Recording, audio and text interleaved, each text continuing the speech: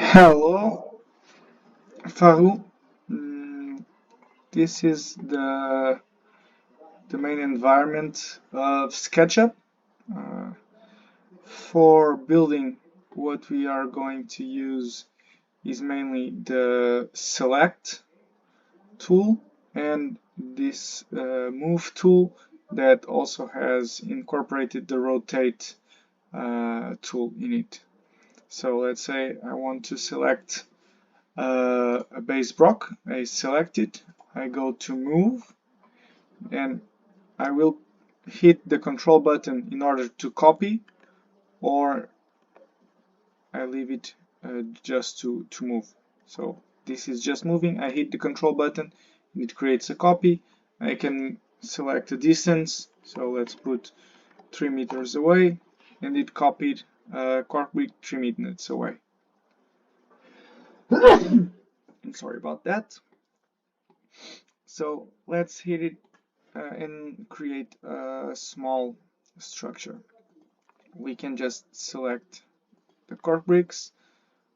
The one that we copied is already pre-selected, so I just hit the control button, select a node, and I select the next node where I want to insert it to. One thing that happens here that should not happen in the game is that I could put it like here, and it's impossible because there is interference happening, and we shouldn't be able to have interference. They should just go to possible nodes. So I'm here trying to select this node, playing with the zoom around it, and it will, as I zoom in to the node, it will be able to select. So I already have 6 blocks here. This is 1 meter 20. I hit the select button. As you can see, I will select the 6 blocks and I will copy all of them in one row. So, see, this makes it easier if I want to make larger builds. I can even select the whole thing. I click the move and copy tool. I copy it, let's say 2 meters forward, and here we go. Now if I want to rotate it with the move tool selected, I can just come to a block, select these symbols here, so any other thing it will just move, but when I put my cursor in on top of these symbols, it will rotate this plane because I'm selecting this face, so it will rotate in this plane. But if I select a different face, now it rotates in a different plane, as you can see here. See, it should be fairly easy to the player to be able to select this with the cursors. So right now I am moving, I'm rotating this, and it is creating an interference there, like 2 blocks are overlapping, and this should be important, that this should not happen. So I would say if you rotate it this way, it would just show impossible to keep building like this. Right now I'm building, as you can see, I can select the angle almost to, not almost, I can select to 1/10 of a degree, but it has snap points. See, here it's at 90 degrees, 100, so yeah, this is 15 degrees between each one. It could be important to have this type of snaps, so that it's easier for the player to choose where they want to build. So let's get this node, move it here. That's it. So that's it. We have an L-shaped door, wall. We can go ahead. We select this, move. We select the node. Then we hit the control button so it copies, and we can move it this way. Yeah, great. Since it's already selected, we can call this, like, we'll make a house out of this. we can put a T here to select. We move the T here. We will close our blocks. See, every time that there is an impossibility to build, instead of just shifting the things around it, I think it would be easier to just the part becomes red or reddish with a reddish hue, and then you cannot place it. It just won't let you place it until it's in a position where there is no overlapping of parts.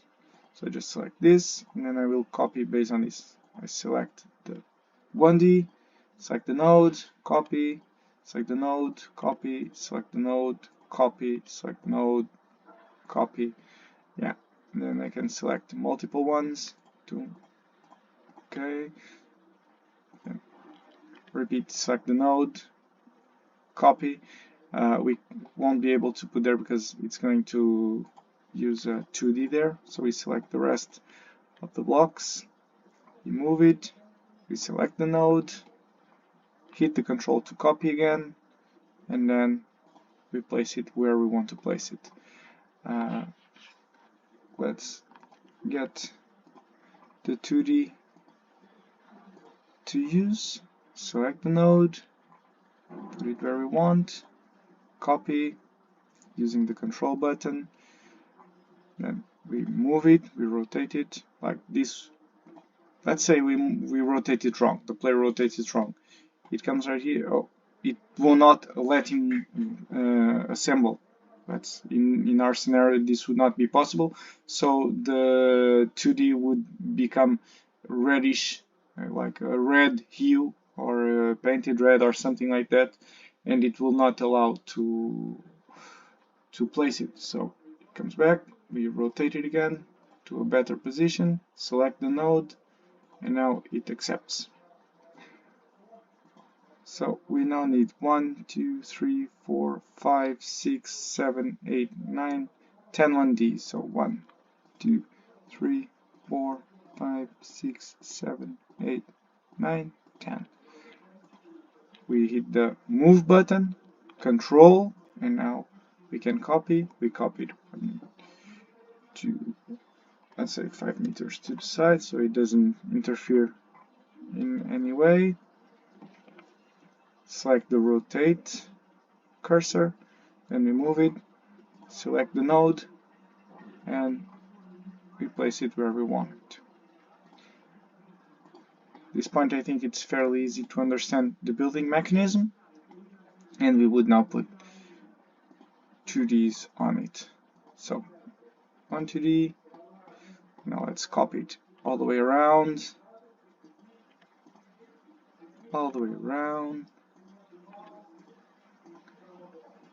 Let's select a bunch of them.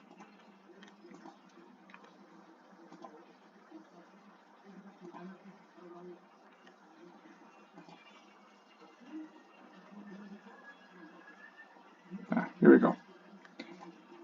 We can delete the ones that are not being used. This is easy. Select these ones, move, control for copy, select the node, and then place them where they are supposed to be. Select again, copy. Let's move them 3 meters to the side. Let's rotate it, and let's move the appropriate node. There is an interference there, so we would like simply delete the one that we don't want to use, and we would select them again, hit the move cursor, select the node that we want and where we want to place it. Perfect. At this point we have like somewhat of a construction.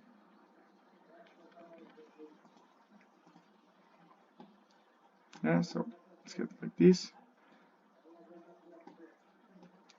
Use the select, and let's select both the doubles and the connectors that we used in the bottom. Yeah, so move, control, and select the node, control for copy, and where we want to place it. That's it. So right now we have 20, so 1, 2, 3, 4, 5. We have 1 meter high construction. Let's create it a little bit higher. See it? So 2 meters 40.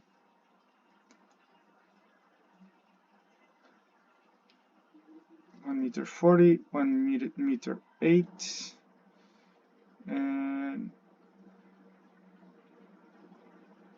2 meters and 20 centimeters. We put this. Now let's just delete these ones here on the top. We have some problem here. I made something bad. Okay, yeah, I copied those ones wrong. So let's select everything again. And that's it. Managed to select just the ones that we want and move it from. Yeah, perfect. 1, 2, 3, 4, 5, 6, 7, 8, 9. This is 1 meter 80. 1 meter 80. Let's just grow one more.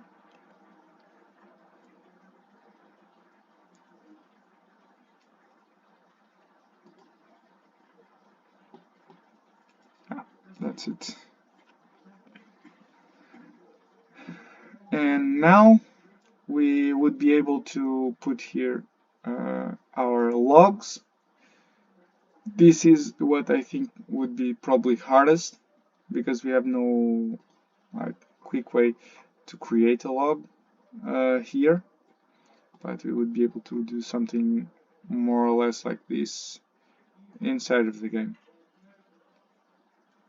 You select the area of the log, like the zone, select where you want it to go, and then as long as you have wood, you would be able to create this. You would need to have like logs in your inventory. You would be able to harvest the logs and just put them in your inventory. And let's say a log has 1 meter. So if the log that you build is over that 1 meter, let's say it's 2 meters, then it would use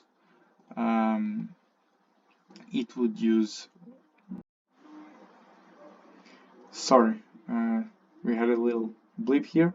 Like I was saying, if you have a log that it's 1.5 meters, you would use 2 logs from the inventory, and if your log has 2 meters, you would still use just 2 logs from the inventory. But if you have 2 and 2.2 meters, then it's 3 logs.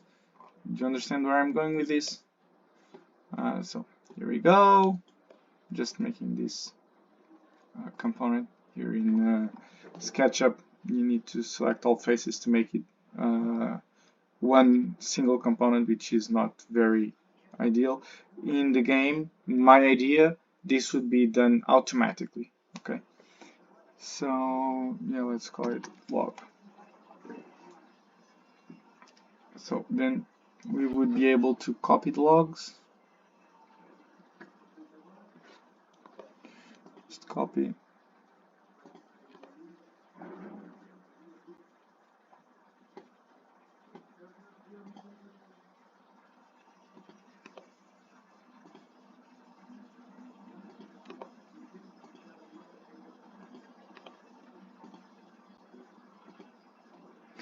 Yeah, something like this. And then for the top, I know the logs could probably fit each other or something. I don't know. For now, I think this is okay. Be something built like this. and you would be able to use a tool similar to what I'm doing right now. Let's call it the floor or a roof tool. So you just select the area that you want to build your roof, and it would create a small roof.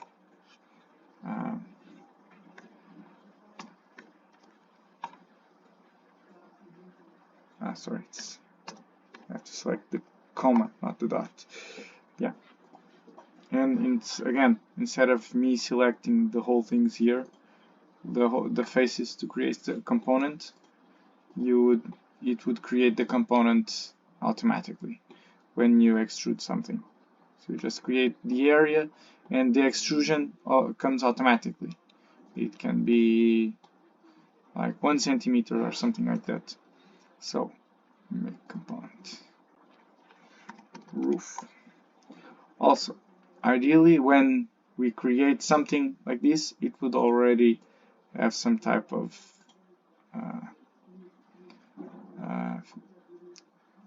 texture to it, right? Instead of we adding the textures on our own, even the wood. Yeah.